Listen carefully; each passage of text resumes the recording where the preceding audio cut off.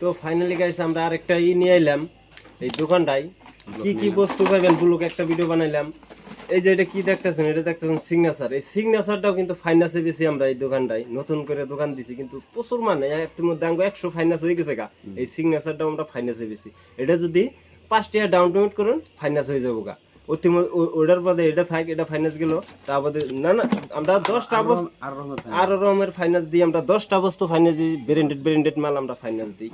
তারপরে যাবো দেখতেছেন এই যে শিকড় পাটি কেরা আসুন ফেভারিট খাবার শিকড়, এটাও কিন্তু ফাইনান্স। এটা 3 টাকা ডাউন পেমেন্ট দিলে আমরা ফাইনান্স দিয়ে দিই।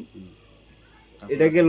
তারপরে আবার আরেকটা আছে এই যে আসামের মাদার ইন্ডিয়া বিড়ি, এটাও কিন্তু ফাইন্যান্সে চলতেছে। এটা 10 টাকা, এটা 4 টাকা ডাউন পেমেন্ট করলে এই বিড়িটাও পেয়ে যাবেন গা। এই দোকানে নানান রকমের জিনিস আমরা ফাইন্যান্সে বেচতেছি। তারপরে আরেকটা আছে এই যে ইতিমধ্যে আমার একটা ভাই যে গোলফিল্যাক ফাইন্যান্সে নিয়ে বেড়াইছে।